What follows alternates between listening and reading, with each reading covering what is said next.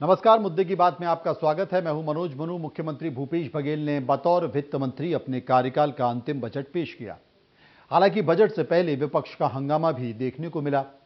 Budget में सरकार ने किसानों, नौजवानों और महिलाओं को सौगात दी है, लेकिन विपक्ष को बजट से क्या एतराज है और आखिर क्यों विपक्ष बजट को निराशाजनक बता रहा है, आज इसी पर हम चर्चा करेंगे मुद्दे की बात में।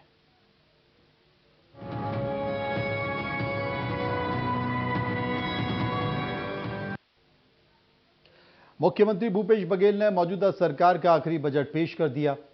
खास बात यह है कि छत्तीसगढ़ की जनता के लिए किसी नए कर की या टैक्स में बढ़ोतरी की बात नहीं की गई है।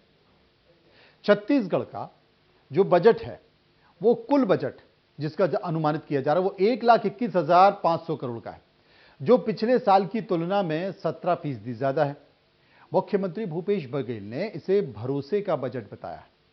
चुनावी साल में पेश किए गए बजट में सरकार ने बेरोजगारों, नौजवानों, महिलाओं, किसानों का खास ख्याल रखा। बजट में सरकार ने किसान न्याय योजना के लिए 6,800 करोड़ की राशि की मंजूरी दी है। शिक्षित बेरोजगारों को बेरोजगारी भत्ता देने की नई योजनाएं शुरू की गई हैं। 2,500 रुपए प्रतिमाह बेरोजगारी भत्ता 2 वर्ष तक दिया जाएगा। आंगनबाड़ी कार्यकर्ताओं को रुपए प्रतिमाह दिया जाएगा। आंगनबाड़ी सहायिकाओं को 3,350 से बढ़ाकर 5,000 भत्ता किया गया है। मुख्यमंत्री कन्वा राशि बढ़ा दी गई है, 25,000 से 50,000 कर दी गई है। 101 नए स्वामी आत्मानंद अंग्रेजी माध्यम स्कूल खोले जाएंगे। नवा रायपुर से दुर्ग तक अब लोग फटाफट पहुंच पाएंगे क्योंकि लाइट मेट्रो वहां पर बनेगी। झीरम घाटी में स्पोर्ट्स एकेडमी की स्थापना होगी। मुख्यमंत्री धरोहर दर्शन योजना शुरू की जाएगी। आवास योजना के तहत 3,238 करोड़ का प्रावधान भी रखा गया है। अब बजट पेश करते हुए मुख्यमंत्री भूपेश बघेल ने क्या कहा, एक बार वो सुन लीजिए। संगीत महाविद्यालय भी 4 संभागीय मुख्यालयों पर संगीत महाविद्यालय और 6 कन्या महाविद्यालय सहित कुल 23 नवीन महाविद्यालय स्थापना की जाएगी। जो मेधावी छात्र छात्राएं हैं उस राज्य रिसर्च फेलोशिप योजना भी प्रारंभ की जाएगी। आईटीआई के लिए भी हम लोगों ने प्रावधान इसमें किया है। नवीन आईटीआई भी खोले जाएंगे और पुराने जो आईटीआई है उसके उन्नयन हम लोग करेंगे, उसकी भी व्यवस्था की गई है। जो छात्रावास में जो बच्चे रह रहे थे आश्रम और उसमें, तो उसके लिए भी हम लोगों ने पिछले समय जगदलपुर में छात्र छात्राओं पोस्ट मैट्रिक छात्र छात्राओं की सम्मेलन हुआ था और उसमें मांग भी उन्होंने की थी। तो छात्रावास आश्रम में प्रयास विद्यालयों में रहकर अध्ययन करने वाले अनुसूचित जाति, अनुसूचित जनजाति यानी पिछड़े वर्ग के विद्यार्थियों को दी जाने वाली शिष्यवृत्ति में 1,000 रुपये से बढ़ाकर 1,500 रुपये प्रतिमाह और पोस्ट मैट्रिक छात्रावास भोजन सहाय योजना पहले 700 रुपये था, पहले 500 था, हम ही 700 रुपये बढ़ाए थे, अब उसको 1,200 रुपया हम लोगों ने कर दिया है। स्वास्थ्य सुविधाओं में भी दुर्गम और दूरस्थ दुर्गम क्षेत्रों में मोबाइल मेडिकल यूनिट की स्थापना की भी व्यवस्था की गई है। ये डॉक्टर भीमराव अंबेडकर अस्पताल रायपुर में 700 बिस्तर क्षमता वाले एकीकृत चिकित्सालय की स्थापना हेतु भी 85 करोड़ की व्यवस्था हम लोगों ने की है। सड़क पीडब्ल्यूडी विभाग के लिए 7,000 करोड़ से अधिक का इसमें हम लोगों ने प्रावधान किया है। पुलिस के लिए भी लगातार हमारी कोशिश है। डायल 112 योजना पूरे राज्य में विस्तार हम लोग करेंगे और जो छत्तीसगढ़ औद्योगिक नीति जो 2019 से 2024 बना है, तो जो उनको सहायता मिलना चाहिए वो उसके लिए प्रतिपूर्ति के लिए 150 करोड़ का प्रावधान है। हालांकि बजट को विपक्ष ने निराशाजनक बताया है। विपक्ष ने नेताओं का क्या कहना है वो भी सुन लीजिए। बजट में कुछ नहीं, भारी उम्मीद हम लोग को भी थी कि उनके संदूक से कुछ ना कुछ निकलेगा, लेकिन कमंडल खाली निकला। कमंडल में कुछ नहीं था। ये बजट जो है वो चुनावी बजट है। ये बजट घोषणाओं का बजट है। इस बजट में मैं आपको बताऊं, मैदान में कुछ काम नहीं होना है। बजट का क्रियान्वयन नहीं हो सकता। आंकड़ों का बजट है, आंकड़ों से क्या होना है? आंकड़ों से काम होना है क्या? आंकड़े जो है वो पेपर की शोभा है, कागज का श्रृंगार है। तो बेरोजगारी भत्ता देना, नौजवान बेरोजगारों को रोजगार देने की बात करनी थी। 10 लाख बेरोजगार नौजवानों को इन्होंने रोजगार देने की बात कही थी। कितने नए उद्योग हम धंधे स्थापित करेंगे छत्तीसगढ़ में, कैसे कुटीर उद्योग को, ग्रामोद्योग को बढ़ावा देंगे, लोग गांव से शहर की तरफ मत जाएं। और सबसे बड़ी बात, नरवा गरवा घुरवा बारी रोका छेका गोबर, इसके लिए तो कोई प्रावधान ही नहीं है बजट में। आखिर में सरकार चाहे इंफ्रास्ट्रक्चर के अंदर हो, ये जनता आंदोलन कार्यक्रम में हो, चाहे किसानों की बातचीत करो, तो सरकार ने 4 साल पहले भी कहा था कि किसान का 2 साल का बजट, 2 साल का बोनस देंगे। आज तक बोनस प्राप्त नहीं हुआ। आखिर में क्या किया? रायपुर शहर अपने आप को ठगा हुआ महसूस कर रहा। राजधानी का मुख्यालय जिसके अंदर इंफ्रास्ट्रक्चर से लेकर के 4 साल के अंदर कुछ नहीं हुआ, न इस साल के बजट में भी कुछ प्रावधान किया।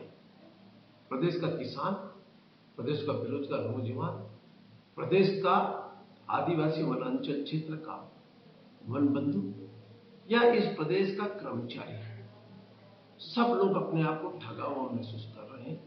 ये बजट न होकर के ये विश्वास का बजट नहीं, यह अविश्वास का बजट है। ये छत्तीसगढ़ सरकार की सिर्फ चुनावी थोती घोषणा है। चलिए छत्तीसगढ़ के बजट पर चर्चा कर लेते हैं कि आखिर विपक्ष को यह बजट क्यों पसंद नहीं आया। मेरे साथ चर्चा के लिए जुड़ गए हैं शिशुपाल शोरी हैं जो कि कांग्रेस के विधायक हैं, शिवरतन शर्मा है जो कि बीजेपी के विधायक हैं। सबसे पहले मैं शिवरतन जी से पूछ लेता हूं, उसके बाद मैं फिर सोरी साहब के पास आऊंगा, वो बताएंगे कि आखिर क्या अच्छा है और क्या नहीं।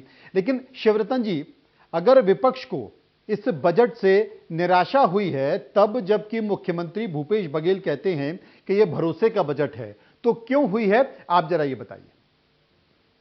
देखिए, ये बजट भरोसे का नहीं, छत्तीसगढ़ की जनता को धोखा देने वाला बजट है जी।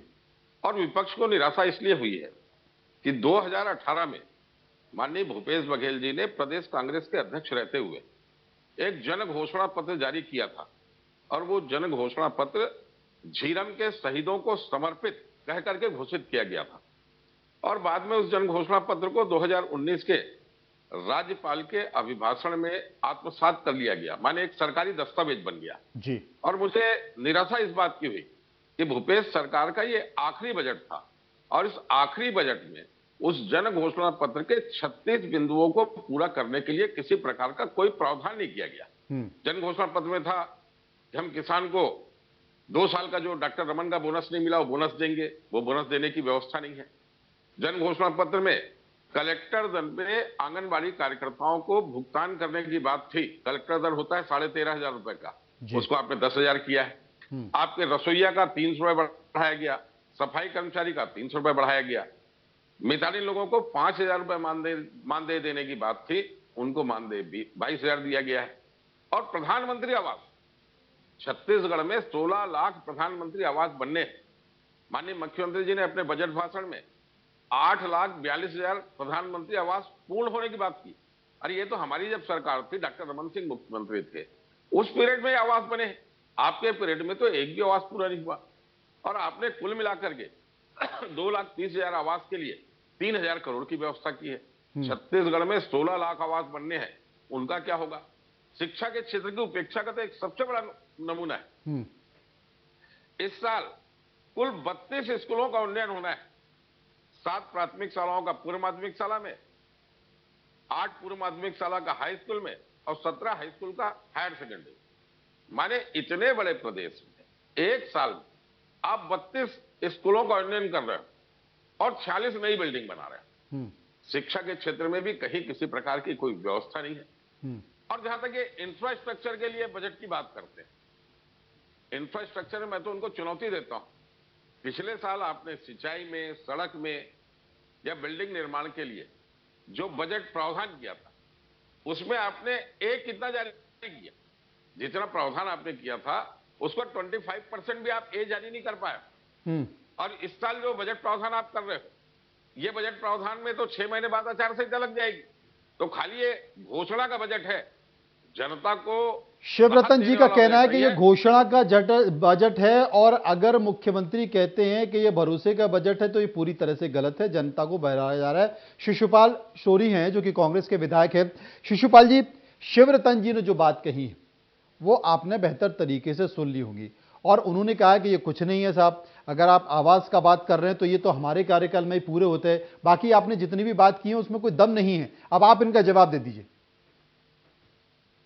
ये जो शिव भैया की बात मैं सुन रहा था, आ, अब जब इतने अच्छे जो हमारे बजट आया है, उसको अगर निराशाजनक और बता रहे हैं कि कुछ नहीं है, तो मुझे ये कहने में बड़ा दिक्कत होगी कि एक राजनीतिक चश्मे से ही देख रहे हैं। बाकी ऐसा कोई वर्ग नहीं है जिस वर्ग के लिए ध्यान नहीं रखा गया है, जिनके हितों को यहाँ पे तवज्जो नहीं दी गई है। आंकड़ों की जो बात है, आंकड़े तो मेरे पास भी है, आपने भी पूरे विस्तार से बताया। जी। शिव भैया के पास भी आंकड़े हैं, उन आंकड़ों पे मैं नहीं जाऊंगा अभी। शिव भैया का जो मेन है कि ये जो बजट में जो आते हैं वो कार्य रूप में दिखाई नहीं पड़ते। तो इसी के साथ ही साथ एक परिणामी बजट भी होता है, शिव भैया को अच्छी तरह मालूम है, जिसमें हर स्वीकृत कामों के वर्तमान में क्या स्थिति है वो सब उसमें दिया रहता है।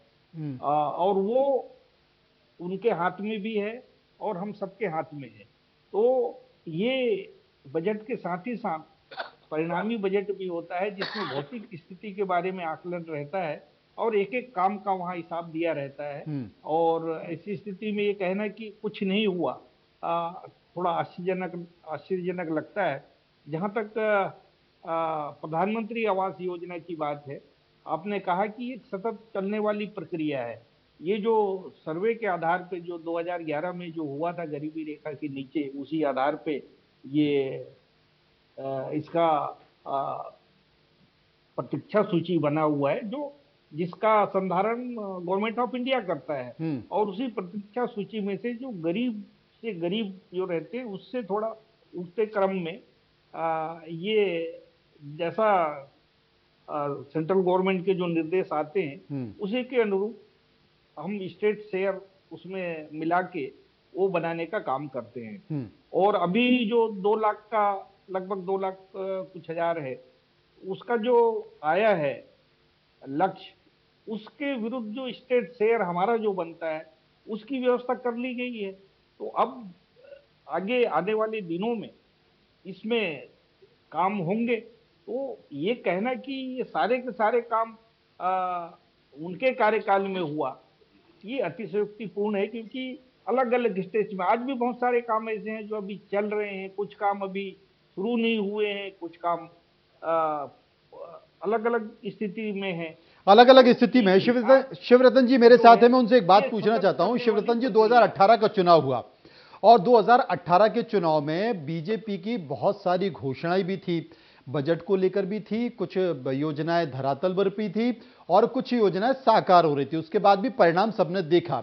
लेकिन अगर मैं पिछले आपकी सरकारों के बजट के बारे में जिक्र करूं और अभी अगर कांग्रेस की सरकार के बजट के बारे में जिक्र करूं, तो कैसे मित भिन्नता है और कैसे आप अपनी सरकार, पिछली जो 2018 की सरकार है, उस बजट को आप इस बजट से बेहतर मानते हैं 4 साल बाद? देखिए, हम 2018 में सरकार से बाहर हुए और हमको ये स्वीकार करने में संकोच नहीं है कि हम एक बड़ा काम पूरा नहीं कर पाए थे। किसानों को 2 साल का हम बोनस नहीं दे पाए थे और हमारी हार का सबसे बड़ा कारण वो बना। और दूसरा कारण हमारी हार का जो था, कांग्रेस का 2018 का जन घोषणा पत्र। इस जन घोषणा पत्र में समाज के प्रत्येक वर्ग के लिए कोई ना कोई घोषणा की गई थी। ये 2 कारणों के चलते कांग्रेस की सरकार बनी। और आज मैं दावे के साथ कहता हूं कि इनने 36 बिंदुओं पे जो घोषणाएं की थी, उसमें एक भी बिंदु को ये पूरा करने में सफल नहीं हुई। सूरी साहब जो है आज राजनेता है, राजनेता रहने के पहले आप ब्यूरोक्रेट्स रहे हैं, कलेक्टर रहे हैं, आईएएस अवार्ड हुआ है आपको। 8,42,000 मकान का जो उल्लेख है प्रधानमंत्री आवास का, एक भी मकान इस 4.5 साल के पीरियड में पूरा हुआ हो तो बता दे। ये पूरे 8,42,000 मकान डॉक्टर रमन सिंह के पीरियड में स्वीकृत हुए, डॉक्टर रमन सिंह के पीरियड में पूरे हुए। लगभग 1.5 लाख मकान ऐसे रह गए अधूरे जिनके लिए राज्यांश बाद में जारी नहीं हुआ, इसलिए वो अधूरे हैं। तो कुल मिला के गरीब जनता ने इस सरकार की नाकामियों को झेला है। और दूसरी महत्वपूर्ण बात, ये बार बार किसानों के हित की बात करते हैं। जिस दिन इनने किसानों को 25 रुपए धान की कीमत देने की घोषणा की, उस दिन धान का समर्थन मूल्य 1750 रुपए क्विंटल था। अभी धान का समर्थन मूल्य 2040 और 2060 रुपए है। 300 रुपए तो बढ़ाया केंद्र की सरकार ने समर्थन मूल्य। आज आप किसान जो धान बेच रहा है उसको 2040 और 2060 के भाव से पेमेंट कर रही है केंद्र की सरकार। हम चावल ले रहे हैं, उचित पेमेंट हो रहा है।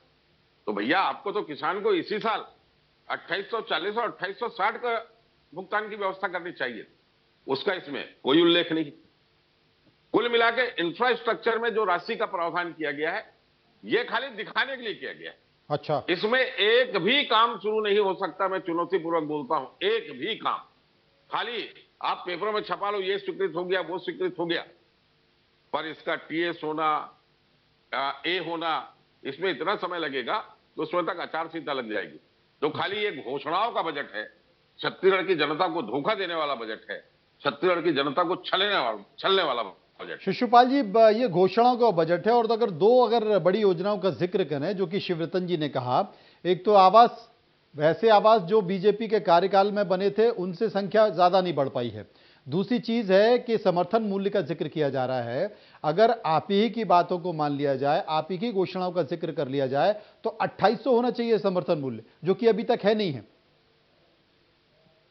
हमारे घोषणा पत्र में 2500 का था उस समय, और उस समय जो अंतर की राशि थी, इनके 1750 रुपए जब इन्होंने छोड़ा तब था, और वो हम 2500 रुपए उस समय दिए।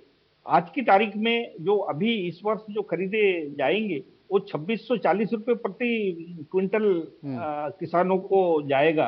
अंतर की राशि अगर जो राजीव गांधी किसान न्याय योजना के तहत हम अंतर की राशि को देते हैं, और हमारे मुख्यमंत्री जी इस बात को कई बार कह चुके हैं कि अब जो भावांतर की राशि वो बराबर जिस हिसाब से इनके बढ़ेंगे समर्थन मूल्य, उस हिसाब से भावांतर की राशि हमारा फिक्स रहेगा और वो बढ़ेगा, और आने वाले वर्षों में वो लगभग 2800 के लगभग आता है पड़ेगा, जो शिव भैया कह रहे हैं।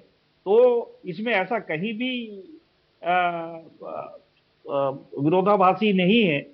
और एक बात बार बार ये कहते हैं, ये क्या पूरे बीजेपी ये कहती है कि इन्होंने जो संकल्प पत्र, जन घोषणा पत्र जारी किया था, तो किसी भी पार्टी का, इनके भी पार्टी के आप देखेंगे तो जन घोषणा पत्र उनका एक विजन होता है कि हम आगे सत्ता में आए तो हम क्या करना चाहते हैं, और उसके अनुरूप हम लोग करते हैं, और धीरे धीरे जैसे स्थिति बनती है, जिस हिसाब से बजट की उपलब्धता होती है, उस हिसाब से हम आगे बढ़ते हैं। नहीं, लेकिन शिशुपाल जी, शिवरतन जी ये कह रहे हैं कि आपने उस जन घोषणा पत्र को राज्यपाल के अभिभाषण में रख दिया, और राज्यपाल के अभिभाषण में रखने के बाद वो एक सरकारी डॉक्यूमेंट बन गया, और जब वो सरकारी डॉक्यूमेंट बन गया, लेकिन आज तक उसमें जो बातें थी वो पूरी नहीं हो पाई हैं, और अब चुनावी साल आ गया। नहीं, कौन सी बातें? अधिकांश बातें पूरी हो रही है, और जो बातें कह रहे हैं कि नहीं हुई, हाँ मैं मानता हूं कि शराबबंदी हमारा एक था, उसके अलावा सारी बातें हमने कहा धीरे धीरे पूरे हो रहे हैं, अब बहुत सारे पूरे हो गए हैं। तो ये भी एक बजट बनना, उसमें वो बातों का समावेश होना जो घोषणा पत्र में है, ये भी एक सतत प्रक्रिया है। उसमें ये हमारा जो एक विजन है, विजन जनता के सामने होनी चाहिए कि हम सत्ता में आए तो हमारा क्या दिशा और होगी, जिससे ज्यादा से ज्यादा लोगों को फायदा हो, और सभी के हितों को ध्यान में देखते हुए आज का जो मुख्यमंत्री जी ने जो बजट पेश किया है, मैं समझता हूं कि ऐतिहासिक है।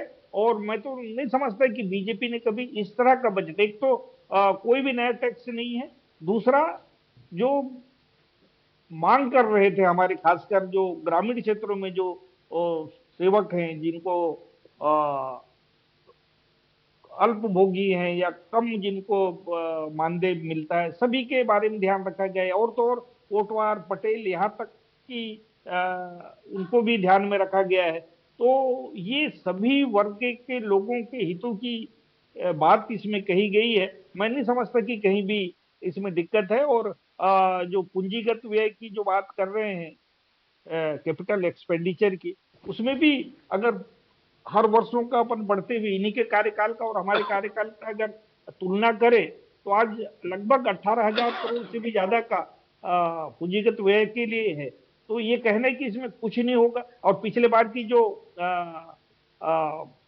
अनुमान था राजस्व आय का, उसमें भी बढ़ोतरी हुई है। तो बहुत सारी चीजें मैं बजट में देख रहा हूं कि विकास दर यानी कि जीडीपी का भी जिक्र किया गया है। विकास दर अगर केंद्र की साथ चल रही तो छत्तीसगढ़ ने जो अनुमानियता लगाई है वो 8% लगाई है। मतलब उन्होंने अपने आप की तुलना जो केंद्र से की है, केंद्र सरकार की बहुत सारी योजनाएं, विकास दर की योजनाएं, तमाम दरों से अपनी तुलना की है। लेकिन शिवरतन जी, अगर देखा जाए तो करीब करीब हर सरकार यही करती है। अगर मध्य प्रदेश में, ठीक आपके पड़ोस में बीजेपी की सरकार है, वहां का भी बजट आया है, वहां के बजट में भी कुछ इसी तरह की घोषणाएं की हैं जिस तरह की घोषणाएं भूपेश बघेल साहब ने की हैं। तो कुल मिलाकर चुनावी साल जब होता है तो सरकार वो दिव्य स्वप्न दिखाने की कोशिश करती है कि साहब अगर हमारी ये चीजें हैं और धरातल पर हम पहुंचेंगे या अगली बार हमारी सरकार बनेगी तो हम ये करेंगे। तो हर राजनीतिक पार्टी करती है और हर सरकार भी करती है। और जितनी बातें घोषणा पत्रों में होती हैं, चाहे वो बीजेपी करे चाहे वो कांग्रेस करे, आप भी मानते हैं कि देश में कोई भी राज्य की सरकार हो या केंद्र की सरकार हो, वो हकीकत में धरातल पर आ नहीं पाती। वो कुछ योजना ऐसी होती हैं कि वो दिव्य स्वप्न ही हो जाते हैं, इसके अलावा और कुछ नहीं। मैं कुछ बातें रखूं जी। देखिए, इनके जन घोषणा पत्र में दैनिक वेतनभोगी कर्मचारी जी, अनियमित कर्मचारी, संविदा कर्मचारी, रसोईया, सफाई कामगार, प्रेरक संघ, सबको नियमित करने की घोषणा थी। आखिरी बजट है, जिस क्षेत्र में 5 लाख लोग जुड़े हो, उसमें एक भी बात का उल्लेख इस बजट भाषण में नहीं है। आप सारे कर्मचारियों को धोखा देने का काम कर रहे हैं। नंबर 1, माननीय सोरी जी ने एक बात कही कि हम किसानों को 2500 दे रहे हैं। मैं सोरी जी के ध्यान में ला देता हूं कि सरकार ने 19-20 में किसान को दिया है 2415 रुपए क्विंटल, 20-21 में किसान को दिया है 2485 रुपए क्विंटल, जबकि दोनों साल 1750 के बाद केंद्र सरकार ने राशि बढ़ाई है। उसके बाद पिछले साल का भी आखिरी किसान का आना बाकी है। अभी तक एक भी साल आप किसान को 2500 रुपए क्विंटल धान की कीमत नहीं दे पाए। और सबसे महत्वपूर्ण बात, लॉ एंड ऑर्डर पूरे प्रदेश में समाप्त हो गया है।